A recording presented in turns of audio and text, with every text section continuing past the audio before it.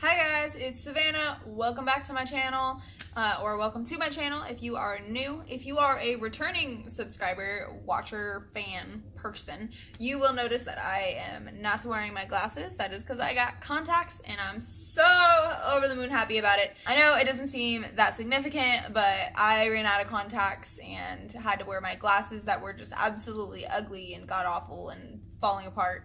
And so I just feel so much more confident to not be wearing those things and to have my eyesight while also looking pretty. So in this video, I wanted to share with you guys one of my favorite books of all time, and I just finished this book actually for the second time.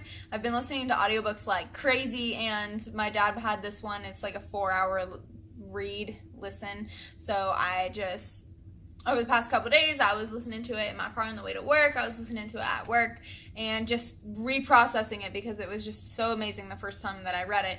And this book is The Alchemist. So just a disclaimer, I am going to share a little bit of the summary, nothing too spoiler-ish. And then I'm going to share a little more in depth into the symbolism of all of the symbolism in the book because there's so much of it. So if you liked the summary and you're interested in reading the book and you don't want any spoilers, if you don't want anything delved into too deeply, you are welcome to turn this video off and go check out the book because hey, I don't mind just selling you on the book. Okay, so essentially The Alchemist is about a boy, and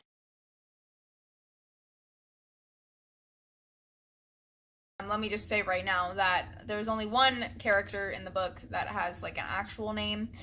Okay, there's two, maybe more.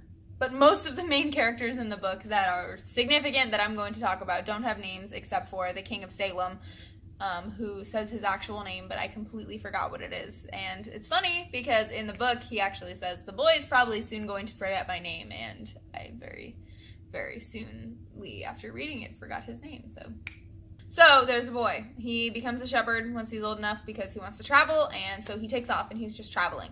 And on his travels, he has a reoccurring dream that he finds his treasure in the pyramids of Egypt, or around by the pyramids of Egypt. He has to go to Egypt to the pyramids to find his treasure, and he consults with a gypsy that says that he needs to go and he needs to find his treasure, and then asks for 1/10 of his gold as price for basically telling him what he should have just probably known and done himself. And so our hero embarks on his adventure where he runs into many of these ups and downs and ups and downs and ups and downs, near death up and downs, near victory up and downs that really shape who he is as a person. And then he gets his treasure and he's like, whoa, I got treasure. That last part, I guess, was a spoiler, but it really won't affect the way that you read the story, especially the way that I described it. There's the brief synopsis. Now we're going to go into the symbolism, which is going to require more detail, which is going to require spoilers. So if you do not want me to spoil this book for you, please shut this off. If you would like the insight into the book and you want to hear about it, please keep watching. So this entire book is an omen. Everything about it is, the main character talks about omens, the characters he runs into talk about omens, using the word omen, but also just pointing out like these things are important. And the Alchemist says explicitly like everything's an omen. Everything in this book is symbolic in one way or another. The whole time I was reading it, I was like, oh my god, that's like this and this. If you go into it and this character comes up and it's like, oh, they really were afraid of this, and it's very face value. It'll tell you exactly what the symbolism is. Some people are like this, and then there's a character in the book that's exactly as described. Some people ignore their personal mission and instead become a thief and refugee from the war. Some people pursue it, hence the boy, and go after their treasure, and yes, they fight ups and downs because that's life, but then they eventually get their treasure. Some of the symbolism that I found it very noteworthy, besides the one that I just said, was the language of the world, which has a few different places of origin throughout the book. He talks about language of the world in the way of him speaking to the elements, like speaking to the sun, the wind, like he literally speaks to the sun, the wind, and the desert in the book. And he talks about just being able to speak the language of the world in a very spiritual sense of connecting with yourself and connecting with others spiritually. But he also talks about it in a somewhat more literal sense when he's speaking with other people from the country he's in that are either speaking different dialects or speaking entirely different languages. At the beginning of the book, he speaks Spanish and he doesn't speak any Arabic, and so he goes to Egypt and he's running into more and more people that speak Arabic. And he explains how over time he's able to converse with others because he gets in tune with the language of the world. In a sense, the universal language that everyone shares, which is just like facial expressions and energy and feeling people's energy and having goodwill towards men, or having, as he puts it, the eyes of death, which is actually referencing more than once he enters life or death situations where in the language of the world, he's able to see into someone's eyes and be like, yeah, they want to kill me, the eyes of death. The other symbolism that is even more prevalent, but I just felt like talking about the other one first, is your personal legend is the entire premise of the book, really. I mean, he's realizing his personal legend. The characters that he meets like relay in some way or another what their personal legend is. You can look at a person and see whether or not they've realized their personal legend just by seeing how they carry themselves, how happy they are in life. There are characters that straight up know what their personal legend is and know what they want to achieve, but just don't do it.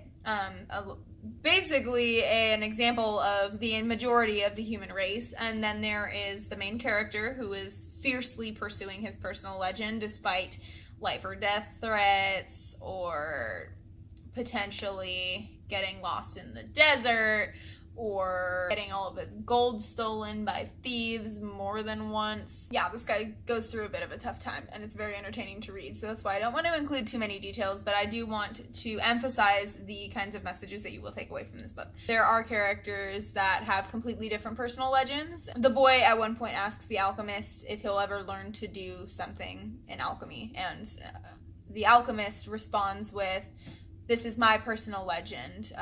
Now you have to go find yours." Basically saying that you can dabble in something, but only if you're really passionate about it, only if it's your destiny, your purpose, will you get to the end of it. You can enjoy things, you can learn about things, because the boy did learn about alchemy, but in your life you only are going to achieve greatly at that which you are most passionate and driven to do, that which you have determined is your destiny, things that you are kind of interested in and make you kind of happy and you sort of enjoy. You can get good at them and you can enjoy them and you can appreciate them, but you'll never be the master of it as well as what you are destined to do, because you have to give all of your passion, your heart, you to that which drives you. I really liked, actually, and this one might be a little more buried than a lot of the other symbols that are in the book, but I really liked the use of the oasis. So basically they're crossing the desert in a caravan, and after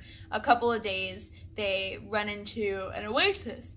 Excuse me. They come upon an oasis and there's women and children there. It's supposed to be a neutral space where even though there's tribal wars going on, they can't fight and kill each other there. It's very neutral, calm. I really liked their play on the oasis. There's a lot of things I can say about it. The one thing I can say is that I really like how the oasis was used as a neutral, supposed to be peaceful, calm place where, there can't be any conflict. But, spoiler, eventually a tribal war does come onto the turf because people are starving, they need more land, more territory, or because they just don't give a crap about the fact that they're not supposed to kill people in an oasis because, women and children, dude. I enjoy that so much because it really played on the fact that nothing is really safe.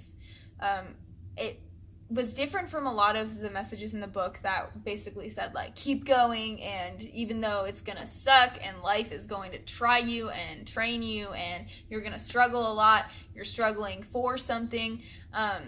I really liked how the oasis kind of showed that, just because you decide you want something and the entire universe will conspire to help you get it, which is a huge quote throughout the book, doesn't mean that life is perfect. It doesn't mean that things are going to go exactly the way you plan or expect. It just means that if you want something and you go for it and you decide that that's what you're doing, there's no option. You're going to do it. You're going to get it. And the other thing is that in the oasis, he meets his love, Fatima, and it's pretty Romeo and Juliet-esque. Like, he meets her and he thinks she's beautiful, and he finds her and he tells her that he loves her and that he wants to marry her. It's a little bit much, but he finds Fatima in this oasis, in this beautiful, wonderful place that's supposed to be perfect and serene, but he doesn't get to stay with her continually because he still hasn't achieved his personal legend. So he basically meets her, tells her he loves her, and proposes to her, but then he goes back into the desert. That played a lot into the oasis thing as well. Like,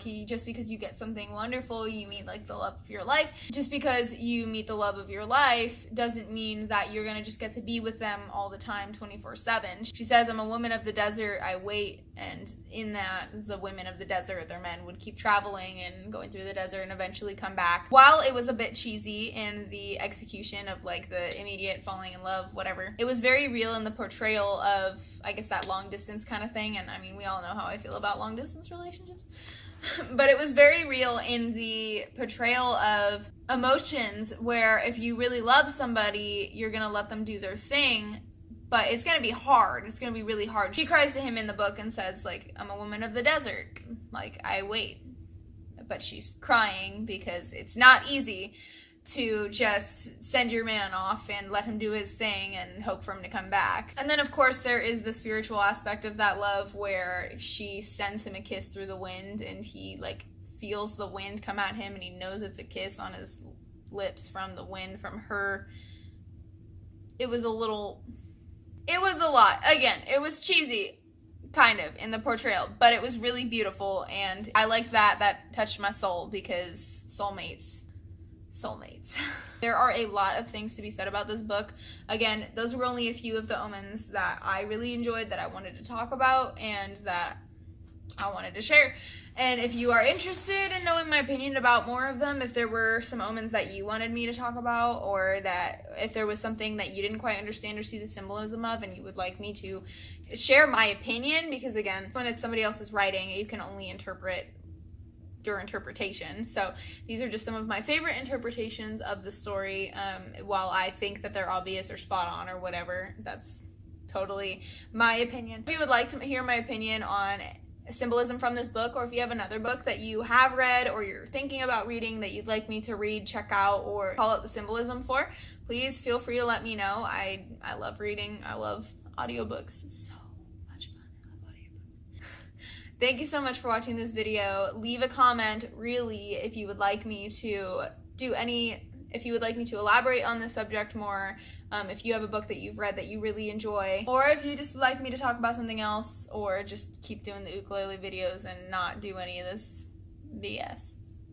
Thank you guys so much for watching this video. It is Savannah signing off. I hope you have a great rest of your day, your week, your month, and your existence. And arm the animals, by the way. Arm the animals. I ordered the shirt when it was on clearance, and I'm pretty sure the shirt was like $3, and it did take a month to come in the mail, and I was waiting for a very long time. But that's what happens when things go on sale online. Everybody wants them all at the same time, and then you have to wait your turn. Anyways, have a good night. Arm the animals. Peace out. Till next time.